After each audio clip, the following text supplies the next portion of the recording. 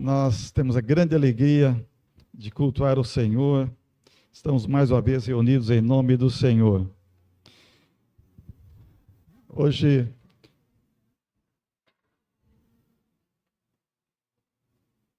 vamos estudar a palavra de Deus a respeito do jugo de Jesus, como caminhamos. E estamos estudando uma série de estudos sobre caminhando em Cristo.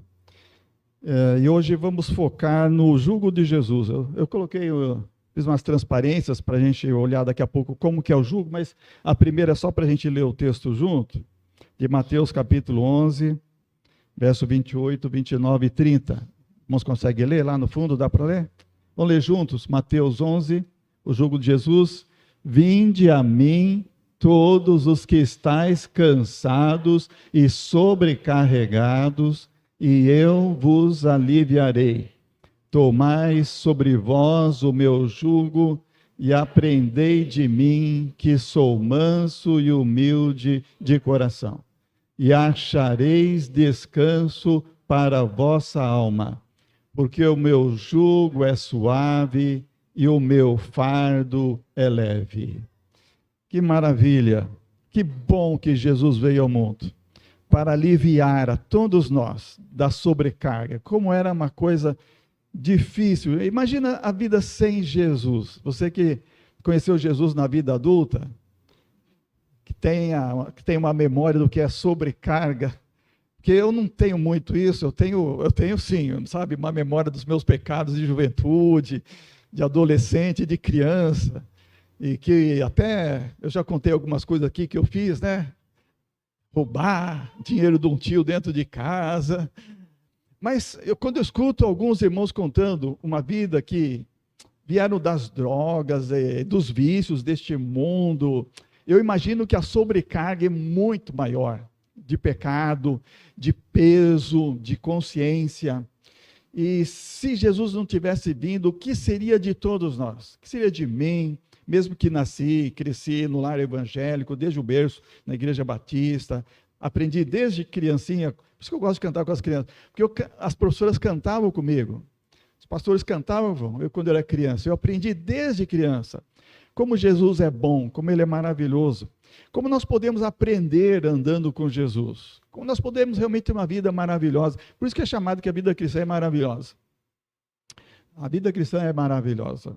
Então hoje vamos meditar sobre isso, como nós precisamos aprender, exercitar o jugo de Jesus. Na última mensagem que transmiti, estava lembrando uma frase, obrigado, lembrando uma frase de Billy Graham, quando ele disse, Jesus disse que voltaria quando o mundo menos esperasse, e nunca houve uma geração tão distraída quanto a nós. Então eu preguei sobre a geração de Noé, como o povo vivia distraído até que Jesus veio. Eu quero lembrar isso, nós temos que estar sempre atentos a tudo que nós aprendemos na palavra de Deus, porque o nosso alvo é Cristo. Estava hoje olhando uma figurinha dos embaixadores do rei, que tem um alvo pintado e as flechas acertando o alvo, e diz, nosso alvo é Cristo. Aquilo que eu tenho repetido aqui, irmãos, nós precisamos focar no nosso alvo. Nosso alvo é Deus, ou Cristo, e o caminho é Jesus, e a força que nós recebemos vem do Espírito Santo. Por isso precisamos caminhar em Cristo, não só agora, mas todos os dias da nossa vida. Precisamos aprender e nos aperfeiçoar como nós podemos realmente caminhar em Cristo Jesus. Então eu pergunto, como podemos carregar o jugo de Jesus? Você já deve ter ouvido mensagens sobre esse texto de Mateus capítulo 11. Mateus 11, capítulo 11, versículo 28 e 29, que nós lemos aqui. Você deve ter lido várias vezes, se você leu a Bíblia toda, então você várias vezes pensou e passou por esta passagem. Como podemos carregar o jugo de Jesus? Como podemos ter uma vida de fé e confiança em Jesus? Nos dias de Jesus, o jugo era muito conhecido. Alguém aqui conhece o que é o jugo? Hoje, alguém aqui conhece o que é o jugo? Alguns conhecem, os mais vividos, né? Os adolescentes aí conhecem o que é o jugo? Sabe o que é uma peça? O jugo, chamado peça, né? Então vamos pensar, vamos dar uma olhadinha aqui, né? Isso aqui é o jugo. É uma peça de madeira. E ela era usada para unir dois animais. Geralmente, dois touros, dois bois, e cada um ficava com o pescoço numa daquelas curvas ali. E aquilo encaixava a cabeça do touro. Então, quando o animal estava sob o jugo, ele estava sob a direção do camponês. Então, o camponês vinha lá atrás, segurando o arado, e ele podia produzir muito mais do que só com a enxada, sem o auxílio de um animal ou de dois animais. No caso, o jugo é para trabalhar com dois animais ao mesmo tempo. Eu disse para os irmãos que durante as minhas caminhadas, corridas, já ouvi a Bíblia toda esse ano, né? Eu já ouvi de novo Salmos e já estou ouvindo de novo Provérbios. Eu estava ouvindo essa semana um dos Provérbios de Salomão dizendo que se o camponês tiver um animal para arar a terra, ele vai ganhar muito mais do que aquele que não tem. É questão de produtividade. Hoje são os tratores, né? Os tratores, esses grandes tratores que fazem um trabalho de centenas de homens, né? E tem produzido aí, em Mato Grosso a gente vê isso no nosso campo, que coisa linda que é a produção de mantimentos em Mato Grosso. Mas naquele tempo era assim, não tinha motores, eles tinham os animais. Então, nos dias de Jesus, quando Jesus fala do jugo, todo mundo sabia o que era, todo mundo sabia do que Jesus estava falando. E o jugo é esse instrumento de madeira ali unindo aqueles dois bois. Aqueles dois bois são proporcionais? Mesmo tamanho, mesma força? Parece que são, né? Quer ver a diferença? E aqui são proporcionais? Aqui um maior que o outro, um mais forte que o outro. Percebe como o jugo está meio inclinado para baixo do outro? Quando o jugo não é igual, um animal sofre mais do que o outro. Quando o jugo é igual, a carga é equilibrada. Os dois trabalham ao mesmo tempo, carregando o mesmo peso. Quando o jugo desigual, alguém vai sofrer mais. Podemos pensar no jugo desigual também, se colocar um boi com uma mula, um jumento, é jugo igual? Não é. O jumento não vai aguentar a força que tem o boi. Ele vai sofrer. Haverá uma briga ali entre os dois, porque um não vai conseguir andar, o outro quer continuar.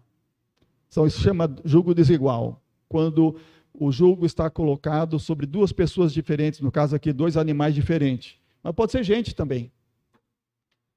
Você está pensando em casar, um é santo, o outro é demônio. Eu lembro, quando eu vejo uma foto dessa, eu lembro dos antigos russos falavam para os jovens, olho grande para não casar com uma diaba. Fala assim, ó, abre bem o olho, vê com quem você vai casar. Parece que é santa, mas pode ser uma diaba.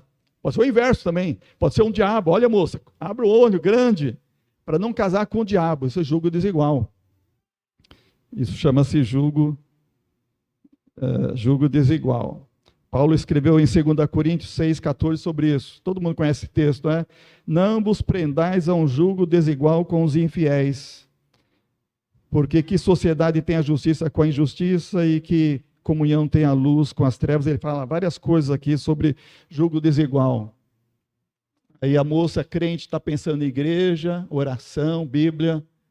O jovem que não é crente está pensando em bebida, sexo, vícios, jugo desigual. Ninguém deve se colocar debaixo de jugo desigual. O jugo deve ser igual. O jugo deve ser igual.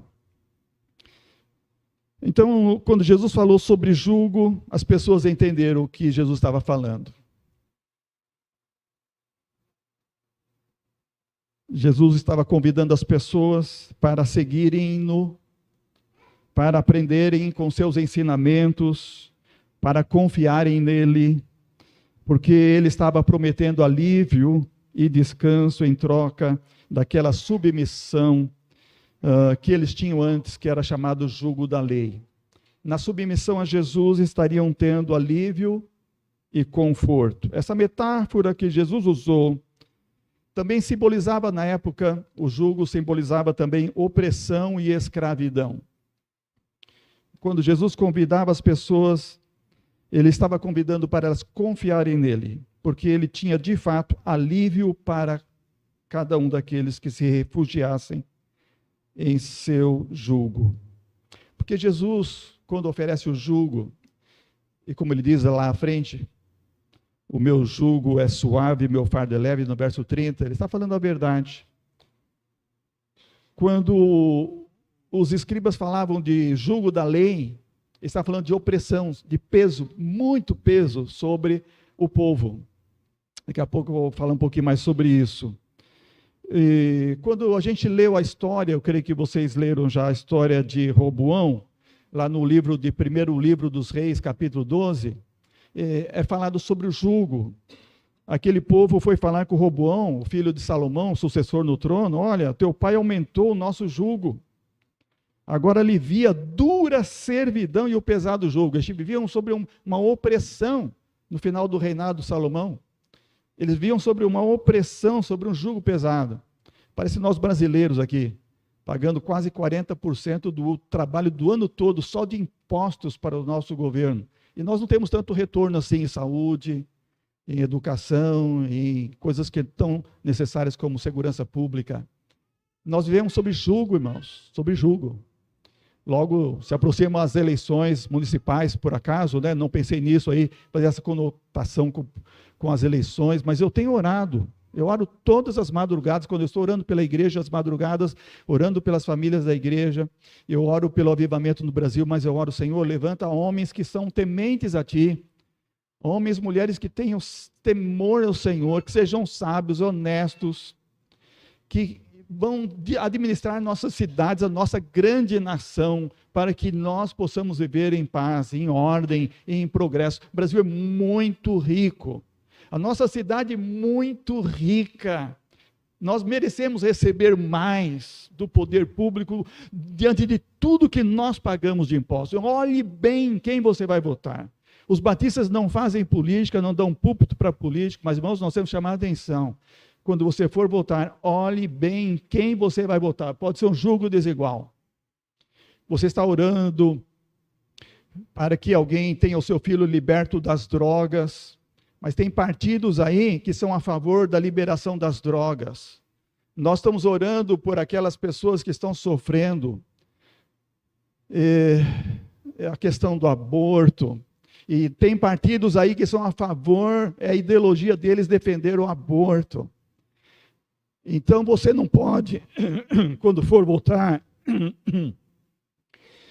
você não pode olhar só o candidato.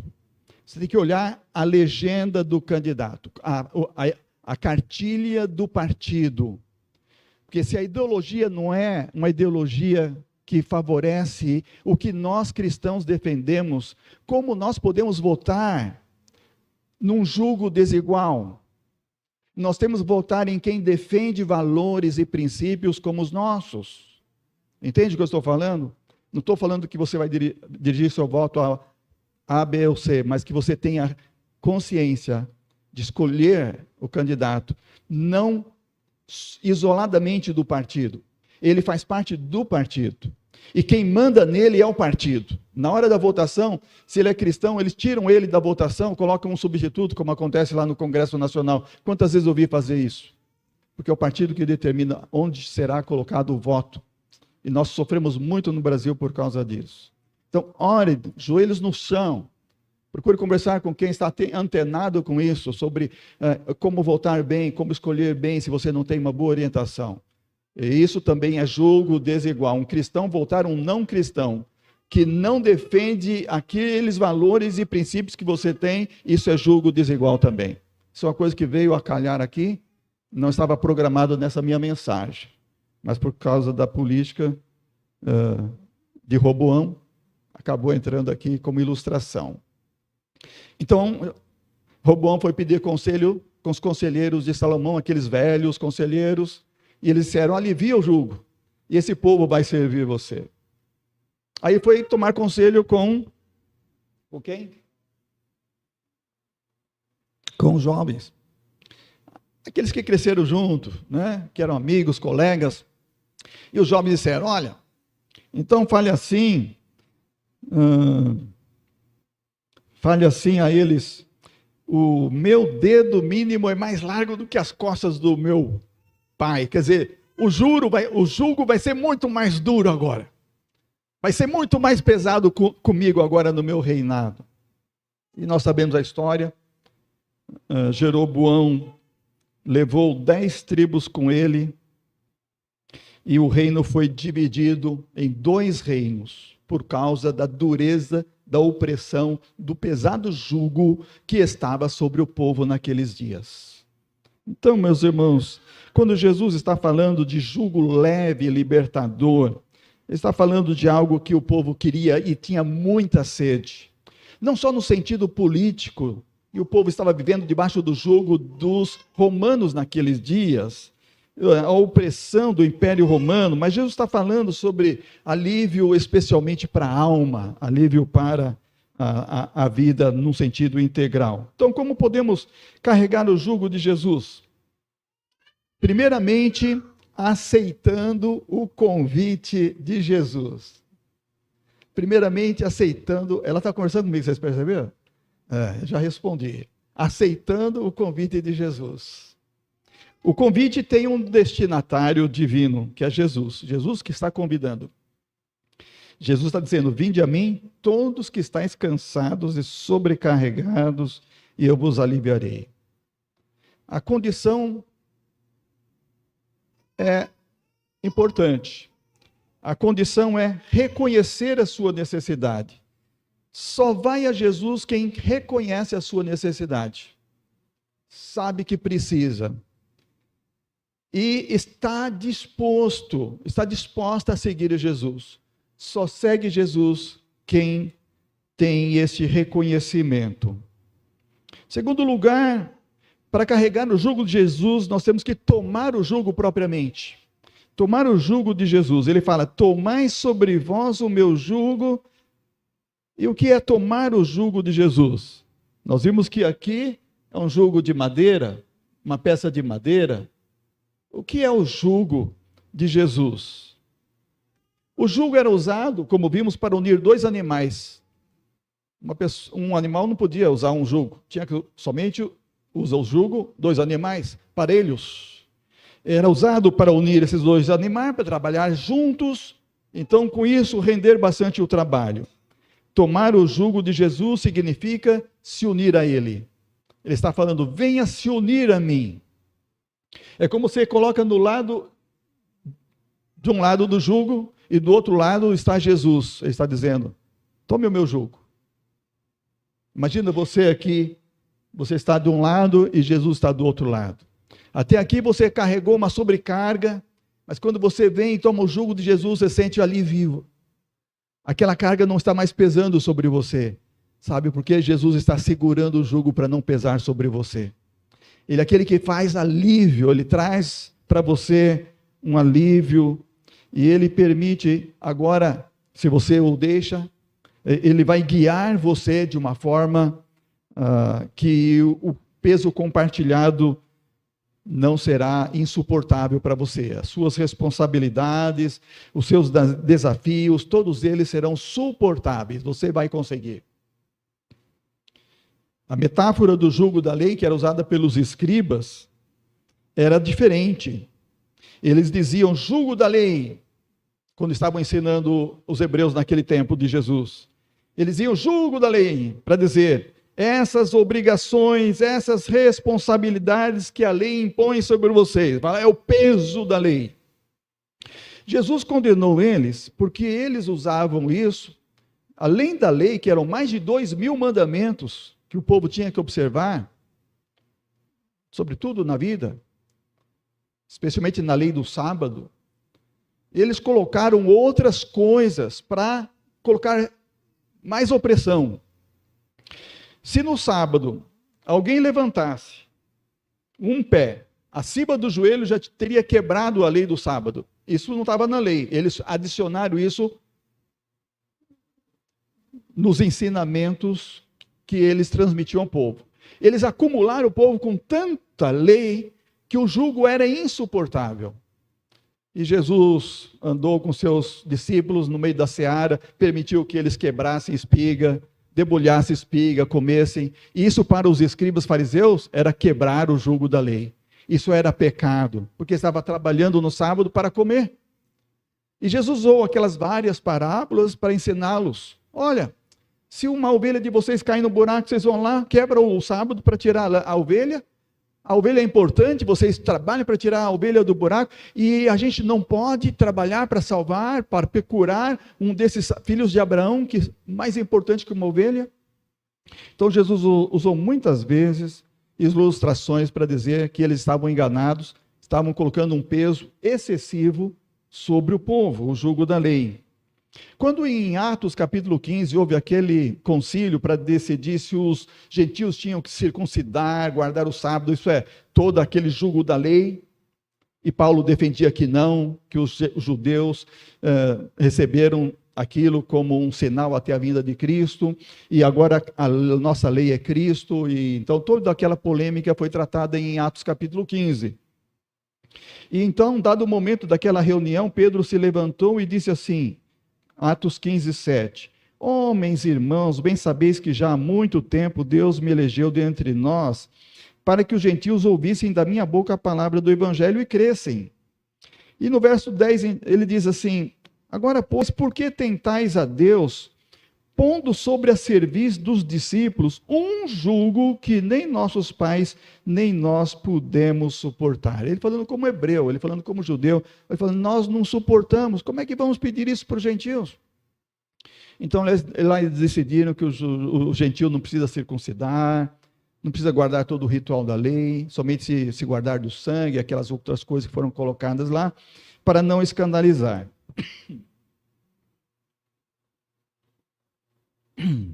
Então eles estavam sobrecarregados, o fardo dos fariseus eram exigências da lei e das tradições que eles acumularam ao longo do tempo.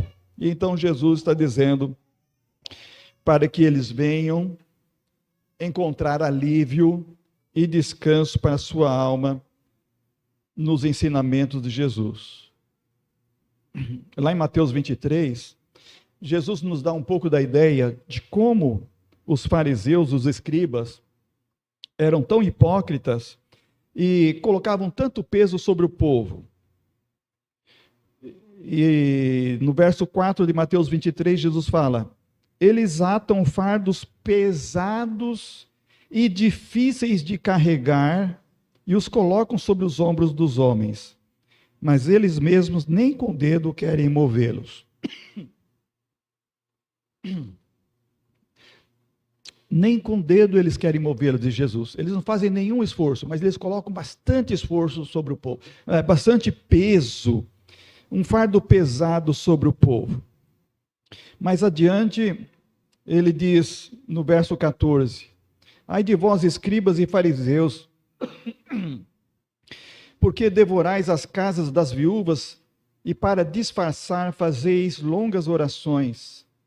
Por isso recebereis uma condenação muito maior. Chegavam ao ponto de explorar as pobres viúvas, a pretexto de fazer orações, porque como os padres cobram para fazer missa, eles cobravam para fazer oração. Então eles faziam muita coisa opressora sobre o povo, e até sobre viúvas. Em outro lugar, Jesus fala, verso 25, ai de vós, escribas fariseus e hipócritas, porque limpais o exterior do copo e do prato, mas por dentro estão cheios de roubo e cobiça. Eles tinham muito pecado. Aparentemente, por fora, eles eram santos, mas eles eram demônios por dentro. Porque Jesus vai falar isso em João lá, vocês são filhos do diabo. Lá no capítulo 18 de João, Jesus fala, vocês têm como pai o diabo. E querem fazer as obras do vosso pai. 18 de João, né? 8. Fiquei em dúvida agora. 8? 8, né? Então, em terceiro lugar, como podemos carregar o jugo de Jesus? Primeiro, aceitando o convite. Segundo, tomando propriamente o jugo de Jesus. Terceiro, aprendendo de Jesus. O povo estava aprendendo com os escribas, fariseus, mas o fardo cada vez mais pesado, cada vez insuportável. Agora Jesus fala, venham a mim, aprendam de mim. Tomai sobre vós o meu jugo e aprendei de mim, que sou manso e humilde de coração. Jesus nos chama a aprender com ele. Ele é humilde, de coração, ele é manso, ele não oprime ninguém, ele não vai fazer pesar a vida de ninguém, ao contrário, vai fazer aliviar a vida e a opressão. Jesus nos chama a aprender com ele, a estudar os seus ensinamentos, a saber aplicar na nossa vida os seus princípios, os seus valores, na nossa vida, no nosso dia a dia. É isso que Jesus está dizendo quando diz: aprendei de mim, sou manso e humilde de coração. Se você já leu a Bíblia toda uma vez na vida, e é recomendável lê-la uma vez por ano, você deve ter encontrado algumas coisas que você não gosta. Já encontrou alguma coisa na Bíblia que você não gosta? Durante muito tempo da minha vida, eu li alguma coisa que eu não gostava. Aí eu encontrei uma frase de Robert Sproul, teólogo, escritor muito conhecido do mundo, trabalhou muito com teologia, com escolas, instituições teológicas. Ele faleceu agora recente, em 2017, nos Estados Unidos. E ele disse assim: se há algo na Bíblia que eu não gosto, o problema não está nela, o problema está em mim. Se tem alguma coisa que, quando você lê a Bíblia, mexe com você, te incomoda, saiba, o problema não está na Bíblia, o problema está em você, está em mim. E é por isso que nós precisamos de Jesus, porque precisamos aprender dele. Pode ser que aprendemos errado com um pastor, com um padre, aprendemos errado, alguém nos falou errado, ensinou errado a Bíblia. Olha os escribas que eles faziam, eles pegavam e ensinavam errado o povo. Quantas coisas Jesus falou para eles, tudo que eles estavam fazendo errado. Eles estavam ensinando errado, estavam colocando fardo insuportável sobre o povo, e tudo aquilo estava errado, e Jesus fala: vinde a mim, aprendei de mim. Então nós precisamos aprender de Jesus. Aprender de Jesus é entender tudo. E quando alguma coisa precisa ser modificada, a gente vai dizer: é eu que preciso mudar. Ó Senhor, me ajuda a mudar. Senhor, me dá forças para mudar. Senhor, eu sei que eu posso mudar. Não é como aquela historinha que a Cidinha costuma falar do cachorrinho, sabe? Eu sei que eu preciso mudar. Toda vez que faz uma coisa errada, o dono vem lá e disciplina ele. Eu sei que eu preciso mudar, mas não muda. Saber e não mudar não ajuda em nada, né? Se a gente sabe que tem que mudar alguma coisa, a gente está aprendendo de Jesus, o que a gente vai fazer? Uma mudança. Vamos fazer a mudança que tem que ser feita. Isso está em nós, isso depende de nós.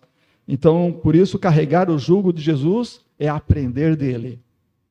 Em último lugar, é encontrar o descanso. Jesus diz: e achareis descanso para a vossa alma. Quando nós seguimos a Jesus, quando nós aceitamos o seu jugo, nós encontramos descanso para a nossa alma. A coisa que mais a pessoa almeja nesse mundo é paz interior. Pergunta para o rico que não é crente se ele tem paz interior. Pergunta para a pessoa que vive em conflito na sua família, que não tem Jesus no seu coração, se ela tem paz interior. Pergunta para o seu amigo se está louco para fazer $1 bilhão na sua carreira até 50 anos, e ele não tem Jesus no seu coração, se ele tem paz interior. Ninguém nesse mundo tem paz interior sem Jesus. Quando Jesus diz: vinde a mim, tomai sobre vós o meu jugo, aprendei de mim que sou manso e humilde de coração, e achareis descanso para a vossa alma, está dizendo que essa é a mensagem. Este é o único modo que nós temos, o único caminho que nós temos para encontrar descanso para as nossas almas. Isso não significa ausência de problemas. Não.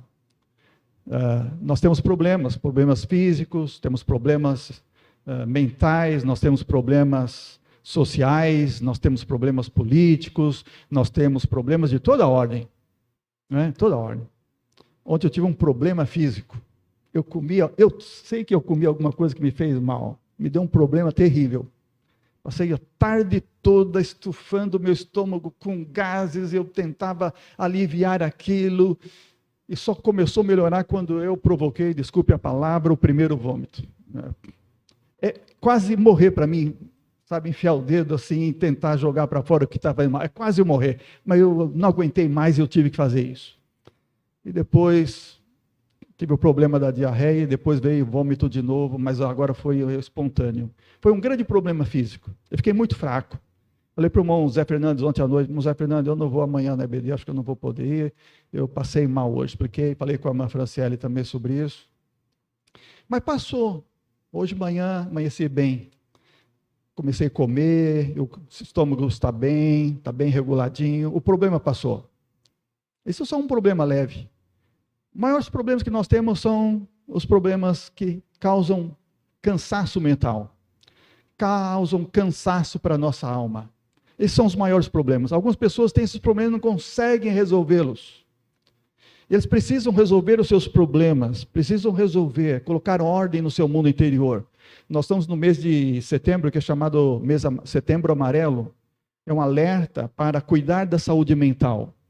Algumas pessoas precisam ir a um psicólogo, estão indo à igreja, estão recebendo oração e ainda assim estão com seus problemas. Precisam ir buscar alguma orientação além do espiritual. Pode entrar na área da psicologia.